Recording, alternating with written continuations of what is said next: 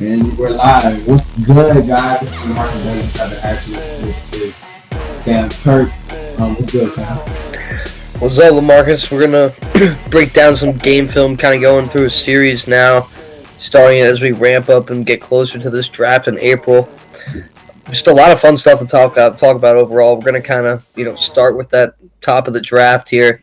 I know you guys are kind of interested to see that first, but we're going to really try to look at a lot of guys before this draft hits us. Right, so obviously Drake Maye, he's like one of the consensus guys as far as quarterback right now. So you already know my opinions. I'm going to kind of let you go really quick before we dive right into the film. So your opinions on Drake.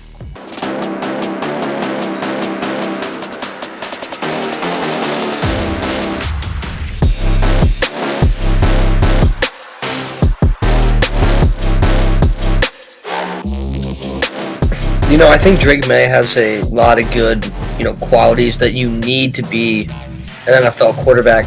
Mobility, being able to just make a bunch of different throws on the football field. I think he tends to, sometimes do a couple things, whether it's, stare down his first read, or I think sometimes he doesn't use his legs as much as he should, and that's something that I think we see a lot with quarterbacks, especially at this next level where you're taking these hits. So I think it'll be interesting to see how he kind of manages in the pocket, especially in some of these tougher environments, starting off with this Clemson game. So I watched a good amount of Carolina football this year, but obviously there's probably games that we didn't necessarily see. So we're going to try to really take a look at this. Right. So, yeah, definitely I would agree as far as one of the bigger games, which is why I decided, hey, let's look at the Clemson game. Let's look at some of the biggest matchups. And we felt like this is one of the bigger matchups. Now, he didn't perform extremely well this game, and so that's kind of what I wanted to look at and see if there were, other factors that played a part in, his teammates or game planning or whatever it may be contributed to that. And obviously he has the talents out this world.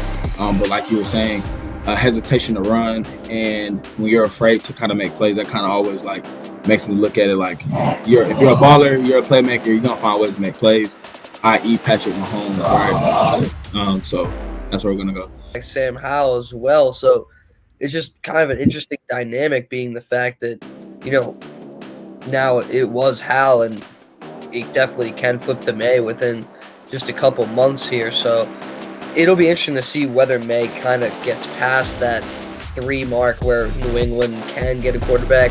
They may not do that. So a lot of this tape will show us if he's going to be worth that top 3 selection. Yeah, and I mean, it's always interesting. We know over the past few years, UNC has kind of been like a perennial ACC. They've been up there as far as ACC, but with UNC, you see that in 2023, he dropped a lot as far as the stats. And that's what this tape kind of helped us kind of figure out, what was it specifically that kind of contributed to the drop off in his performance. But let's go ahead and get right into it. So what we're going to do is going to watch drive by drive and, go for the first 3 to 4 drives and kind of just see what he's doing and kind of see his decision making pretty much.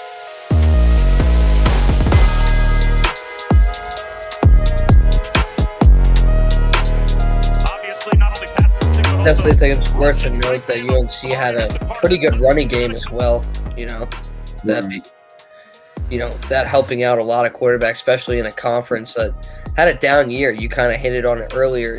This isn't SEC Big Ten football. This is a team that was taking advantage of some weaker down years from opponents like Clemson. 100%. So yeah, definitely they were one of the big dogs in the conference this year. See, something that immediately just jumps out to me and is his command of the huddle. You see them going at a really decent pace here, even in a loud environment, which is going to happen in the NFL. So him being able to command the line and really get this team set is, something that jumps out right away. Definitely. I mean, right here, him going through the check down, he went through the progression, and it's quick. And that's the one thing I always make note of whenever there's like a hurry up tempo. Sometimes you may have like a predetermined read, but right here is just like, all right, that's the first thing that came open. It came open quick, and he made that decision. Like if a quarterback can see their decision and make it quick, that's the sign of a good quarterback. Because some quarterbacks they hesitate, right? They're just holding the rock, like they're just gonna hold it. They think something might come open, but sometimes it's gonna flash open. It's gonna close really quick, and he was able to find it. So he's got a pretty big down here, 11 yards. These are always kind of just interesting to see how he handles this. Not trying to be too aggressive, but maybe get 6 or 7 here, make it manageable. And that ball kind of nosedived. Yeah, I mean, I think he was just trying to get rid of that one a little bit. Let's kind of run that back a little bit. Again, I don't see anybody open. Yeah, I don't see anyone open, but that's a play where I'd like him to kind of maybe maneuver a second 11, kind of an important play to a drive. At least try to get out of that pocket, get 3 or 4. Give yourself a reasonable shot here, especially versus a pretty tough defense. It's, Right, and I mean I agree. I'm the type of guy when I'm looking at a quarterback. I like that stat too. Not to cut you off, LeMarkus. 52% UNC was on third down. This might be early in the. I think this was a little midway point of the year, but still, I mean that's what you want to see. That's what I'm talking about. That's the second down play. You know what I mean? It's like you do that on second down, you got 3rd and 5, and you got options potentially even on 4th and 2 to go for it. So it's like, and then it doesn't look natural. Like you kind of want to see a natural, oh, it's not there. Boom, boom. Let me tuck the ball and kind of look for something. But like the hesitation to run, I think that's something that I don't think you can teach it. Like it has to kind of be there. That comfortability in the pocket. Kind of looks like they're gonna just try to draw them off here. Oh, they do run a play, huh? That's a great throw. I mean, for him on a 4th and 6 to kind of literally, that's probably his decision there to run that or not. That's a play, yeah. Like that's a great ball. That's decent coverage too. I really like it. I mean, that's the stuff that gives me hope when watching him. It's like he does have that experience to know what he should do in situations like that. So I don't think whatever team's getting him is not necessarily getting a guy that's inexperienced and he's going to make irrational decisions in the heat of the moment. That's a 4th and 6. They're going from it for the Clemson 48. Yeah, let's go back to that. Yeah, let's watch that one. I mean, yeah, that's a throw. And those are the plays right there that you're like, okay, he can make the throws, he can get in those tight windows. I mean, the receiver just made a play, But and he kind of has to throw that ball on a line there because that safety was dropping down hard. You see, he puts that one a little air, it's probably getting knocked down. So now they're backed up to the 6, 7 LeMarkus. Clemson's run defense looks really good in this. Wow, so they got the fumble there. They got a turnover. So let me go ahead and pause it. So those are the things. That's why we watch this stuff. Is you see Drake Maye's numbers in this game, but you're also seeing he has a 3-play drive here that results in a fumble on the 7-yard line. So it's that's just how it is. How it's going to be. You're not going to get every break every game, especially in pretty tight-knit conference. All right, here we go. Yeah, so they're at 45. I mean, this is a drive you want to get points with. That sun seems to be really kind of heading towards him here in that direction as well. Let's see.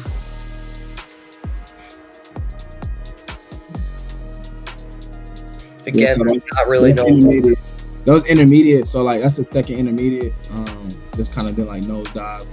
Even then, he's still throwing it in kind of a way that is not going to get intercepted, which you could kind of say is a good thing. the guys really they weren't open right there. Yeah, he's put in a spot only his guy could get it.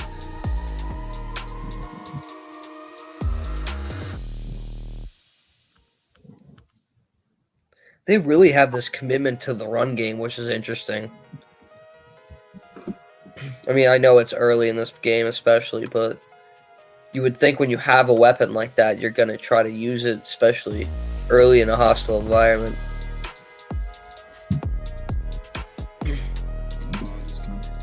What would you like to see there? I mean, nobody's open once again. You gotta your tight end is double covered. Got a bracket, safety over top, nickel underneath. You had a that crossing route in the middle of the field, maybe was open. Yeah, he said he missed one right there. But like you said, I feel like this is my thing. I feel like he's going with the guy who's already made a play for him. Yeah. And he's kind of like, all right, so this guy's already made a big play for me. Let me kind of look for him again. Or it could have just been kind of predetermined, like, hey, coach said, like, let's go this way. So that's another thing you always ask, like. But you would like to see your guy see everything. You want to see him see the whole field, especially the guy that's right in front of your face. Like, who's right in front of you, that's the easiest. That's something we see a lot of guys struggle with, I feel, is not seeing the entire field. It's like they're not necessarily making bad decisions, but they're also missing some huge opportunities.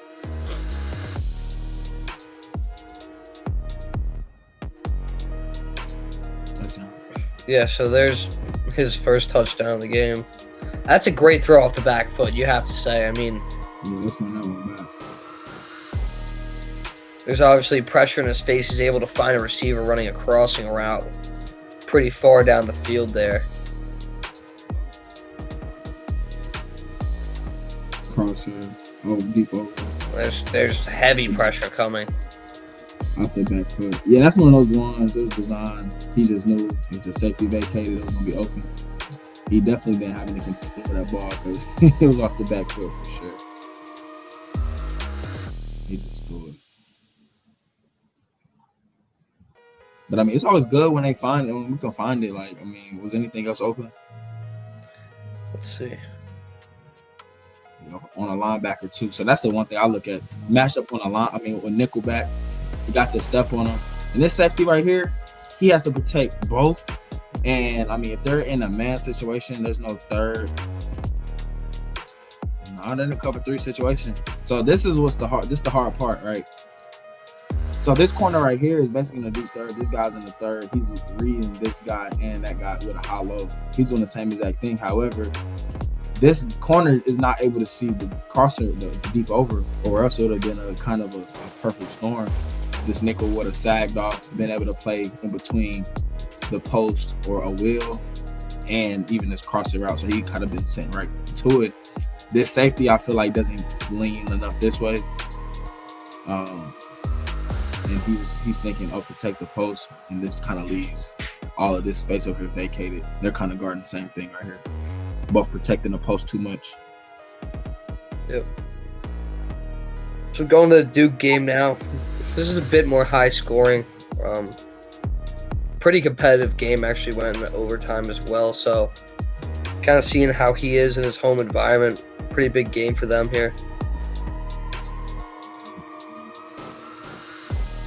Get to the check down quick. Kind of threw it behind him in a way. I kind of like to see that ball put out front. Yeah, this is one of those throws for sure. Like as a quick. Well, this is the thing. I think different coaches tell guys different things depending on where the lead blocker is. It sometimes makes more sense to throw it behind. However, I mean, I've heard it told both ways. Like, get it on the line to him, and then also get it in front of him. So I feel like as long as you get it to him, kind of preference might be a chemistry thing from them.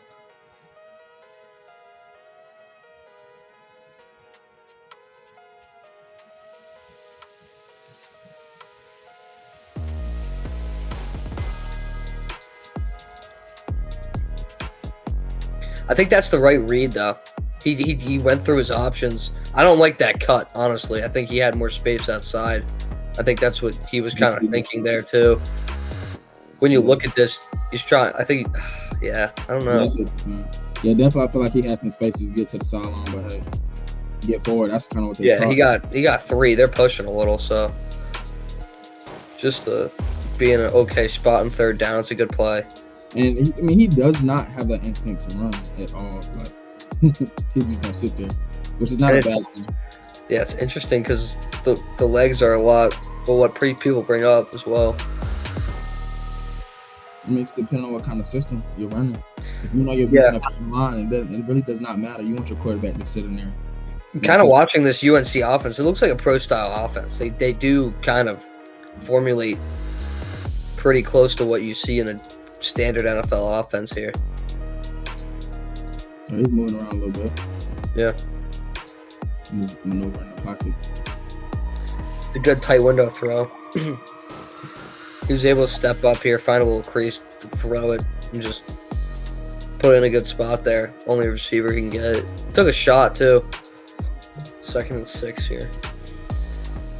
They've been running a lot on these downs from what we've seen so far, so I'm going to throw this one. I think it's a good ball. Put it in a good spot. I think it's just a predetermined read right there. Yeah, I mean, he saw him in cover 3. Yeah. They were in cover 3. Or not man. Let me see. Man free. Yep. They're in man free.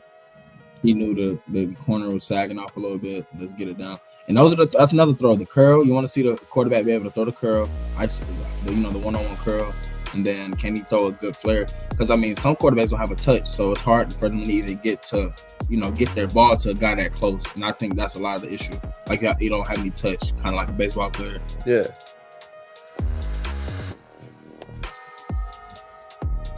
So 2nd and 9. He's driving right now. Ball short. Did underthrow him a bit. Might have just tried to give him a shot, though, in bounds, getting kind of tight there. Down the side. Yeah, and that's one of those things, like, you got a receiver who can kind of get his body under control to go and get it.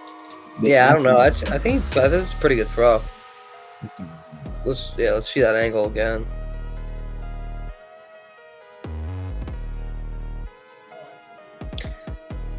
Like, this is a good throw. Yeah, I mean, I think that just does the trick. He sees the matchup. He's going to his guy. It's a good throw, yeah. And I think a lot of, like, I mean, I've always said separation is overrated, especially because at the next level, like, you want guys to be able to make, like, you expect guys to make plays, and as a quarterback, you expect it to get, you want to be in a tight window. And this guy's a horse. Yeah, he's a big boy, man. He looks hard to bring down. What do you think about his release? I like it. I see consistency at least. I like his follow through. I think his mechanics are very fluid. He almost reminds me of Herbert in a way where he gets the ball out. He does get it out quick.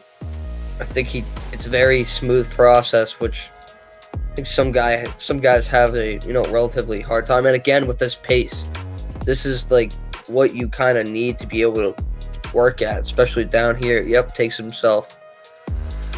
And I love to see him on those option plays because that's very, very important when it comes to this next level. Because most of the time, especially when you're running that no huddle offense, you're kind of relying on your quarterback to be able to make that call, be that read there, and keep it himself. And I like to see that his aggressiveness in the red zone like that. Yeah, that triple threat. Yeah, you make it hard when you run. You're able to establish the run with your running back, and then also give it to your receivers. The quarterback run is definitely a threat, and a lot of quarterbacks don't utilize it. When you're able to utilize it in those situations, you become a weapon. Because teams, especially with Drake Maye, you're not thinking, oh, Drake Maye's gonna pull it. So it's not. You're going into the game plan, you're not thinking he's gonna pull it. Obviously, it's a threat every time.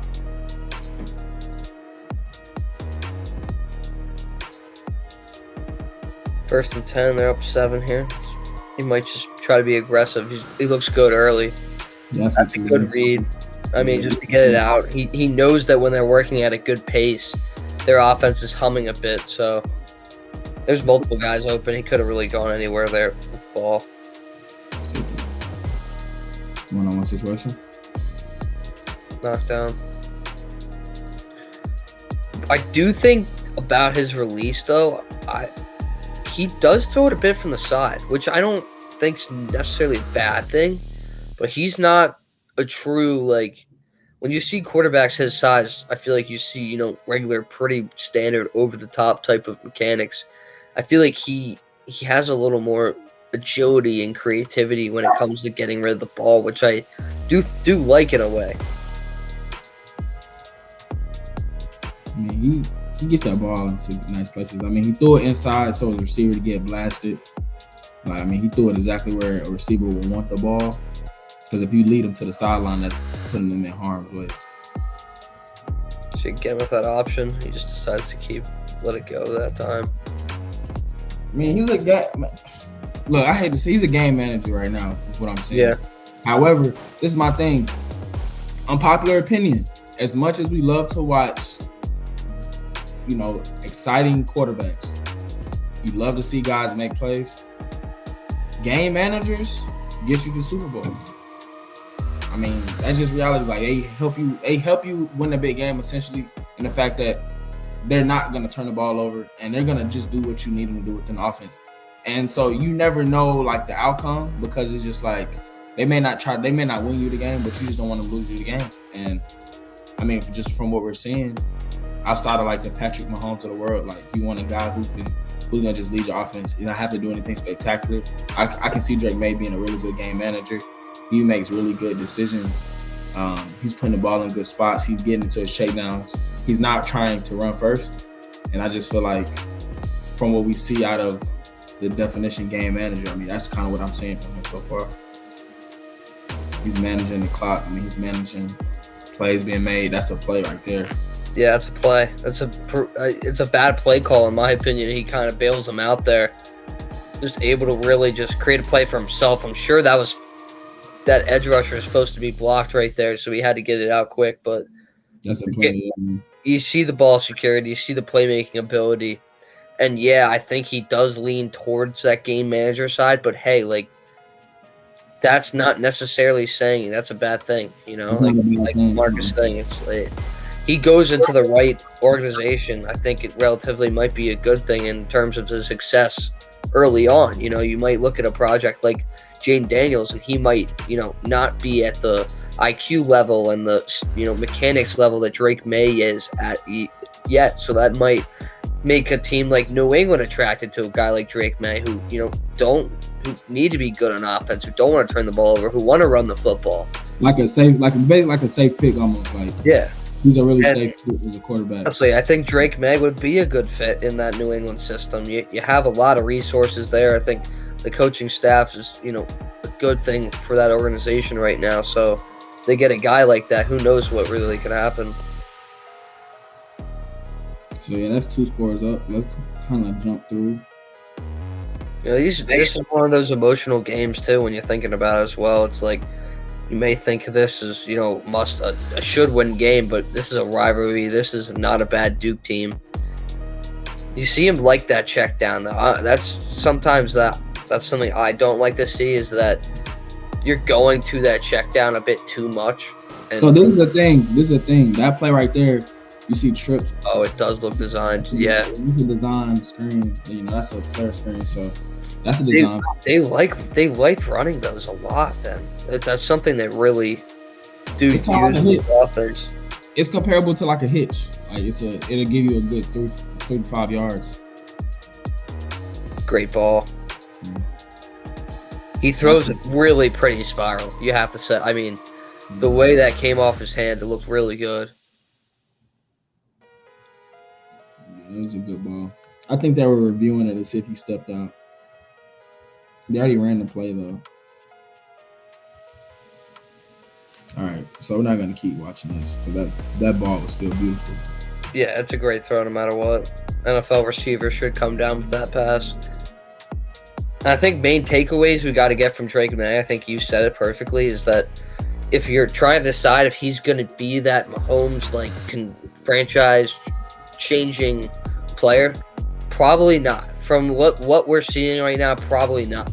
But can he be a really good, player like Brock Purdy, like a, Ryan Tannehill, like some of these really good game managers.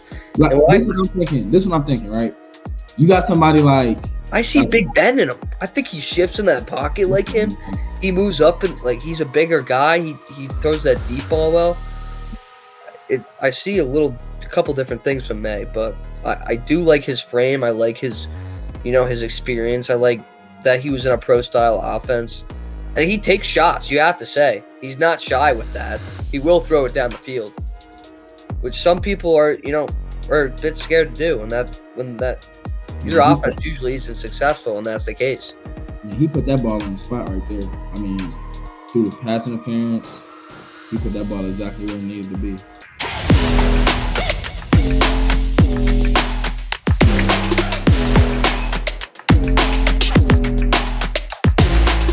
All right. So Sam, as far as watching the tape, we watched Drake Maye watch 2 different games.